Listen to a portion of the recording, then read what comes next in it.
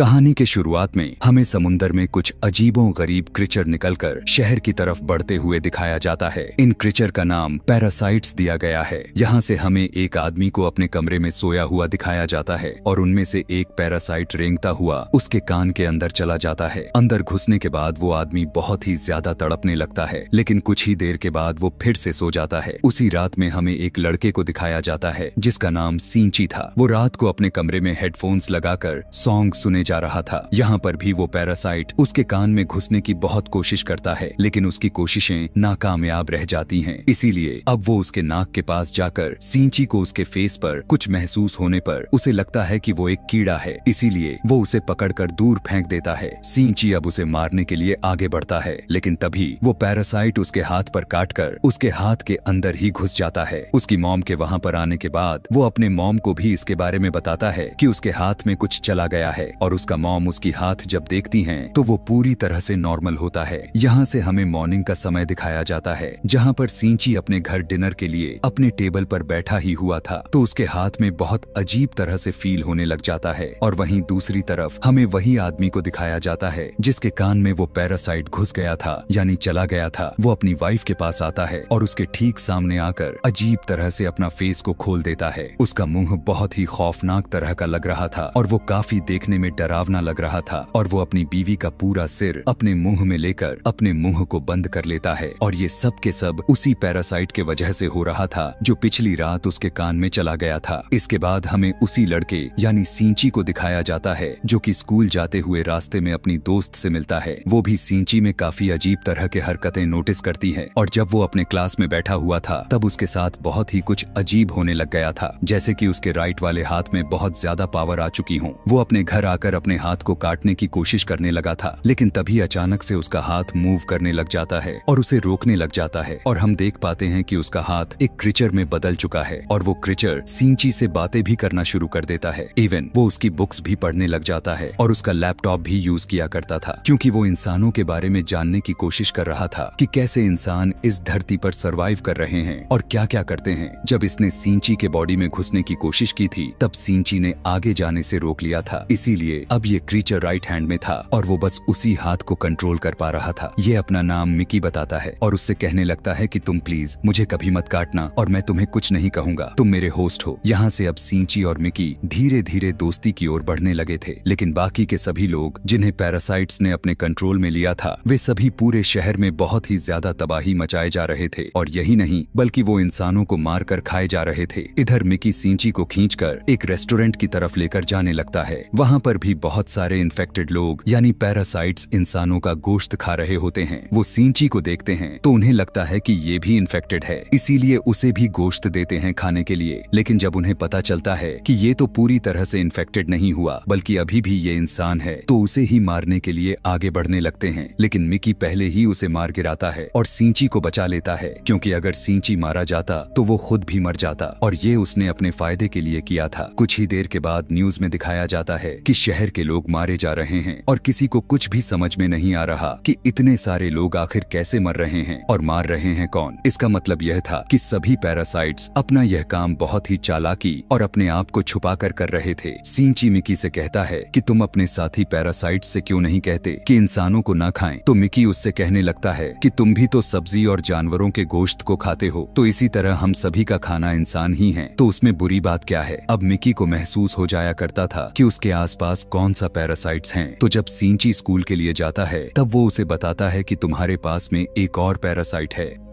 और वो कोई और नहीं बल्कि वो उसकी टीचर ही थी। वो टीचर भी जब सींची को देखती है तब उसे भी पता चल जाता है कि वो भी इन्फेक्टेड है, लेकिन वो उसे कहती है कि तुम्हें मुझसे डरने की कोई जरूरत नहीं है, क्योंकि मैं इंसानों को किसी भी तरह का नुकसान नहीं पहुंचाती, बल्कि मैं उन्हीं के तौर तरीके इसलिए पढ़ रही हूँ ताकि इंसानों जैसा व्यवहार मुझ में भी आ जाएंगे और हमेशा के लिए मुझ में ही रहे। वो उसे 2 और पैरासाइट्स के पास लेकर जाती है। उनमें से एक स्टूडेंट्स होता है और एक पुलिस ऑफिसर था। वह बताती है कि यह पुलिस ऑफिसर मेरा हस्बैंड है है और हमारी बेबी होने वाला है और वो बेबी बिल्कुल नॉर्मल इंसान ही होगा, तो हम भी नॉर्मल इंसानों के जैसा ही रहना चाहते हैं। हम किसी को नुकसान नहीं पहुंचाना चाहते और ना ही हम किसी को सरेआम नहीं मारना चाहते, लेकिन हम सबसे बचते बचाते हुए गोश्त खाना चाहते हैं। तो क्या अब तुम हमारा ग्रुप ज्वाइन करोगे? लेकिन फिर भी मिकी उसकी इस बात पर बिल्कुल भी तैयार नहीं हो रहा था। अगले दिन वही पुलिस ऑफिसर उन लोगों के पास आता है। तब मिकी सींची को बताता है कि यह हमें मारने आया है, क्योंकि उसे पता चल चुका है कि उस दिन होटल में हमने एक पैरासाइट को मारा था। अभी वो कह ही रहा था कि तभी अचानक से वो पुलिस ऑफिसर यानी पैरासाइट उस पर अटैक कर देता है और मिकी के साथ सींची भी उस पुलिस ऑफिसर से लड़ता है और उसे वहां पर मार देते हैं। जब सींची अपने घर पर आता है तब उसे बहुत ही बुरा लग रहा था कि आज उसने किसी की मर्डर कर दिया है, लेकिन इधर हम देख पाते हैं कि पुलिस ऑफिसर के बॉडी से वो पैरासाइट निकलकर किसी और के बॉडी में चला जाता है और वो कोई और नहीं बल्कि सींची की माँ थी और वो सींची को मारने के लिए उसकी तरफ बढ़ रही थी। मिकी सींची से कहता है कि ये तुम्हें मारने चाहती है। तब सींची मिकी से कहा कि खबरदार, अगर तुमने मेरी माँ के साथ कुछ किया तो, क्योंकि वो अपनी माँ से बहुत प्यार करता था और वो यह बिल्कुल भी नहीं चाहता था कि उसकी माँ मरे। लेकिन देखते ही देखते उसकी माँ का सर भी बाकी के पैरासाइट्स की तरह ही खुलना शुरू हो जाता है और वो सींची पर अटैक कर देती हैं। सींची का बहुत ज्यादा खून निकलने लगता है और वो मरने ही वाला था। लेकिन अगली सुबह हम देख पाते हैं कि वो दोबारा से उठकर खड़ा हो जाता है। तब मिकी उससे कहने लगता है कि तुम बहुत ही ज्यादा इंजर्ड हो चुके थे, लेकिन मैं अपने सेल्स से तुम्हें पूरी तरह से ठीक कर दिया। लेकिन यहाँ पर बुरी बात तो ये था कि अब सींची के बॉडी में मिकी के सेल्स चले गए थे और अब वो पूरी तरह से इन्फेक्टेड हो चुका था। अब सींची अपने माँ को ढूंढने के लिए जाता है, लेकिन उसकी माँ कहीं पर भी मिल नहीं रही थी। तो वो उस टीचर के पास जाता है और पुलिस ऑफिसर के बारे में पूछता है, लेकिन वो टीचर भी उसे कुछ नहीं बताती। यहाँ पर मिकी उसे बताता है कि मुझे अब दिन में 4 घंटे सोने की जरूरत है और उस समय मैं तुम्हें बचा नहीं पाऊंगा, यानी तुम्हें अकेले ही लड़ना होगा। लेकिन वो सींची के बॉडी में था तो सींची के अंदर मिकी के क्वालिटीज भी आने शुरू हो चुके थे। खैर, आगे हमें देखते हैं कि वही स्टूडेंट जिसे टीचर ने दिखाया था, जो कि अब पैरासाइट बन चुका था, वो भी सींची के स्कूल में एडमिशन ले लेता है और वो सींची का दोस्त बनने का ड्रामा करने लगता है। लेकिन धीरे धीरे सभी को पता चल जाता है कि वो एक पैरासाइट है, जिसके बाद वो स्टूडेंट उन सभी लोगों को जान से मार देता है। इसके बाद वो सींची के दोस्त को मारने के लिए आगे बढ़ता है, लेकिन सींची अपने दोस्त को उठाकर बिल्डिंग से जंप लगा देता है कि तभी वहीं पर वो टीचर भी आ जाती है, क्योंकि वो तो चाहती ही है कि सभी स्टूडेंट्स मर जाएं, क्योंकि इसकी वजह से उसका भी राज खुल सकता था। वो वहां पर ब्लास्ट करती है, लेकिन उसे कुछ भी नहीं होता। ब्लास्ट के बाद वहां पर पुलिस भी आ जाती है, लेकिन वो पुलिस को भी मार देता है। अब मिकी सींची को बताता है कि वो बिल्डिंग के छत पर है, इसीलिए सींची बिल्डिंग के छत पर जाकर एक एरो से उसे मार देता है। इसके बाद सींची उस टीचर के पास जाता है और उस पुलिस ऑफिसर का एड्रेस पूछने लगता है जहां वो पैरासाइट था, और टीचर भी उसे बड़ी आसानी से वो एड्रेस दे देती है। उस पुलिस ऑफिसर की पैरासाइट अब भी उसके माँ के अंदर ही था, लेकिन यहाँ पर मिकी के सोने का वक्त हो जाता है। तो इसका मतलब ये था कि सींची को अपने माँ यानी उस पैरासाइट से अकेले ही लड़ना था। उस पैरासाइट से लड़ते हुए सींची जैसे तैसे करके उसकी गर्दन ही काट डालता है, जिसके बाद उसकी माँ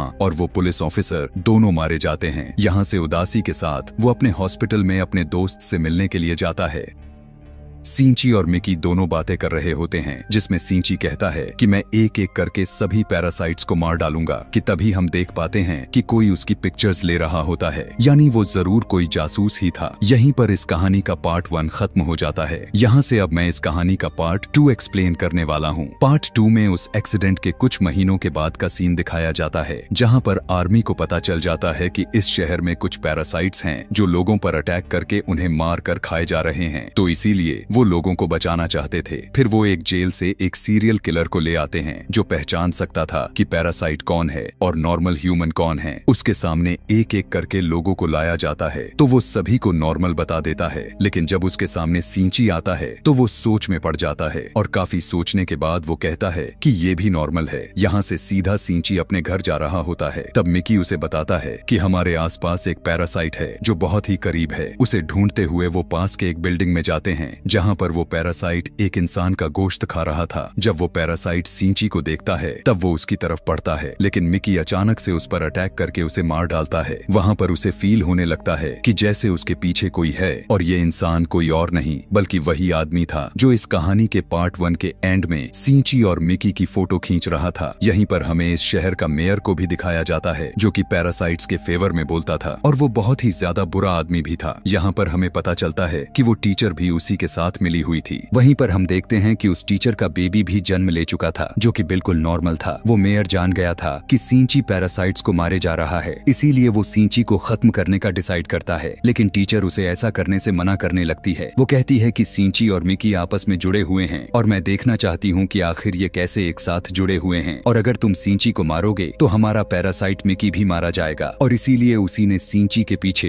एक जासूस को लगाया हुआ था ताकि उस पर नजर रख सके। सिंची क्लास अटेंड करने के लिए जा ही रहा होता है कि तभी उसे फिर से फील होता है कि उसके पीछे कोई तो है। वो जासूस उसकी सारी बात को सुनकर उससे कहता है कि तुम्हें अपने बारे में पुलिस को बता देना चाहिए। तब सिंची उससे कहता है कि नहीं, पुलिस में अभी भी बहुत सारे पैरासाइट्स भरे पड़े हैं। सिंची को भी पता चल गया था कि इस जासूस को उसके पीछे किसी और ने नहीं बल्कि उसी टीचर ने लगा रखा है। इसीलिए वो टीचर के पास जाकर कहने लगता है कि तुम यह सब क्या कर रही हो, ये सब करना बंद क्यों नहीं कर देती। उसके जवाब में वो टीचर भी कहती है कि तुम भी तो हमारे पैरासाइट्स मारते जा रहे हो, वो तो सभी अभी इंसानों को खाने के लिए सीख रहे हैं और कुछ देर के बाद वो उनको मारना भी बंद कर देंगे। उसकी बात सुनकर सिंची एकदम से चुप हो जाता है और उस जासूस के पास जाकर कहता है कि वो टीचर बहुत ही ज्यादा खतरनाक पैरासाइट है, वो किसी भी वक्त तुम्हें भी मार सकती है, इसीलिए तुम भी उससे दूर रहो। लेकिन जासूस उसकी बातों पर जरा सा भी ध्यान नहीं देता। यहाँ से सीन शिफ्ट हुआ और हमें अगले दिन उसी जासूस को दिखाया जाता है जो उस मेयर से मिलने के लिए गया था। उसे सिंची की बातों को टेस्ट करना था कि वो सच कह रहा था या नहीं, इसीलिए वो मेयर के रूम में वॉइस रिकॉर्डिंग सेटअप कर रखा था। लेकिन मेयर को इस बारे में पता चल जाता है और जासूस को मारने का ऑर्डर दे देता है। वो कुछ पैरासाइट्स को उसके घर पर भेजता है उसे मारने के लिए, लेकिन वो अपने घर पर नहीं होता तो वो उसकी बेटी को ही मार देते हैं। यहाँ दूसरी तरफ सिंची को मिकी बताता है कि अब तुम पर 5 पैरासाइट्स अटैक करने के लिए आ रहे हैं। एक आदमी दौड़ते हुए उसकी तरफ बढ़ता है और उसी के अंदर 5 पैरासाइट्स थे। मिकी और सिंची दोनों उससे फाइट करते हैं और उसका सर ही उड़ा देते हैं। उन्हें लगने लगता है कि अब ये मर चुका है, लेकिन अभी तो सिर्फ एक ही पैरासाइट मारा गया था और 4 अभी भी बाकी थे। बाकी के पैरासाइट्स उसके हाथ में आ जाते हैं और उसे कंट्रोल करना शुरू कर देते हैं। यहाँ पर टीचर मेयर से कहती है कि जब मैंने तुम्हें मना किया था कि तुम उस लड़के यानी सिंची को और उस जासूस को मारने के लिए पैरासाइट्स नहीं भेजना था, तो तुमने ऐसा क्यों किया। अब मेयर ने यहाँ पर नोटिस किया कि इस टीचर के दिल में माँ बनने वाली इमोशन वापस आ रहे थे और यह बात उसे बिल्कुल भी अच्छा नहीं लगता। इसीलिए वो अब उसी टीचर को मारने के लिए 3 और पैरासाइट्स भेजता है। लेकिन क्योंकि वो भी तो एक पैरासाइट ही थी तो उसे तुरंत पता चल जाता है कि कोई उसे मारने के लिए आ रहा है।